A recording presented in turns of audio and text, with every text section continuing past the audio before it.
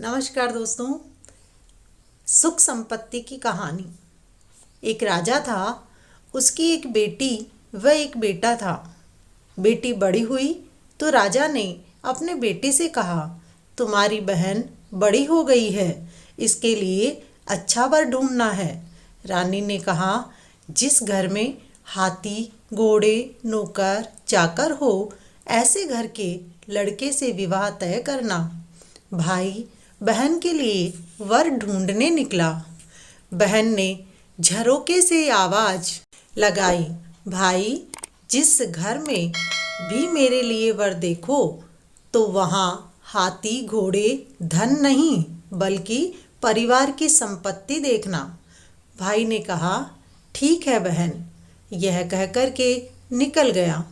वह आसपास के सारे नगर में घूम गया, परंतु बहन के बताए अनुसार वर नहीं मिला।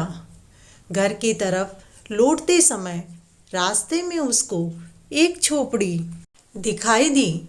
उसने सोचा, नगर तो बहुत दूर है, रात्रि के विश्राम के लिए यहीं रुक जाता हूँ। वह झोपड़ी में गया। झोपड़ी की मालकिन ने उसका आदर सम्मान किया और उनके लिए खाट लगा दी। शाम के समय उसके दोनों बेटे आए। घर में मेहमान को देखकर माँ से बोले, माँ हमें 3 मूली और 2 रुपए मजदूरी के मिले हैं। माँ ने कहा, कोई बात नहीं बेटा, 1 मूली मेहमान को दे दो। उन्होंने 1 मूली मेहमान को, 1 मूली माँ को और 1 के 2 हिस्से करके दोनों भाई ने खा ली। रात में सब आराम से सो गए। सुबह उठकर दोनों भाई काम के लिए निकलने लगे। तब राजकुमार उनकी माँ से बोला, मैं आपके बेटे की सगाई करने आया हूँ। माँ बोली, पति है नहीं, देवर जेठ ने राज्य से निकाल दिया। झोपड़ी बनाकर जंगल में रहते हैं। बेटे दिन भर कमाते हैं तो 3 मूली लाते हैं, उसे ही खाकर हम समय निकाल रहे हैं। मेरे बेटे की सगाई कौन करेगा? उसने कहा, मैंने तो कर दी।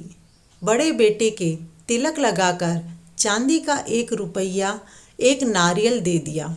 एक धागे पर 9 गांठें लगा दी और हाँ, रोज 1 गांठ खोलते जाना। जब 9वीं गांठ खोलो, उस दिन दोनों भाई आ जाना। यह कहकर भाई अपने नगर की ओर निकल गया। घर जाने का पर राजा ने पूछा, बहन का विवाह तय कर दिया? घर वर अच्छा है? उसने कहा, सब अच्छा है। रामनवमी के दिन वो बारात लेकर आ जाएंगे। राजा ने सारी तैयारियां शुरू कर दी। बड़े बड़े हलवाई बिठा दिए, तरह तरह की मिठाइयाँ बनवाई जाने लगी। रामनवमी आई, बारात का इंतजार होने लगा। बेटे से राजा ने पूछा, बेटा बारात अभी तक नहीं आई? कुछ देर बाद दोनों भाई आते दिखाई दिए। उसने कहा, वो आ गई बारात। बारात देखकर राजा ने क्रोध में कहा, मैं राजा और मेरी बेटी का विवाह मैं इनसे? नहीं, ऐसा नहीं हो सकता। राजा ने वहीं से बारात को वापस लौटा दिया।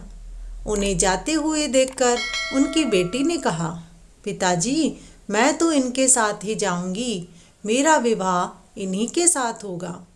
पिताजी, धन दौलत से व्यक्ति की पहचान नहीं की जा सकती।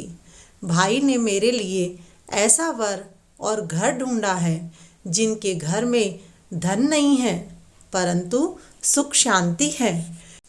जो भी घर में होता है सभी प्रेम से मिल बांट कर खाते हैं, झगड़ा नहीं होता है।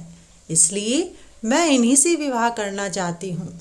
बेटी की खुशी के लिए राजा ने बेटी का विवाह कर उसे विदा किया। दोस्तों, सही कहा है राजकुमारी ने। जिस घर में सुख संपत्ति हो, शांति हो, वहीं सब कुछ मिलता है। केवल धन होने से सुख शांति नहीं मिल सकती। दोस्तों, कहानी पसंद आई हो तो वीडियो को लाइक करें और अपने दोस्तों के साथ शेयर करें।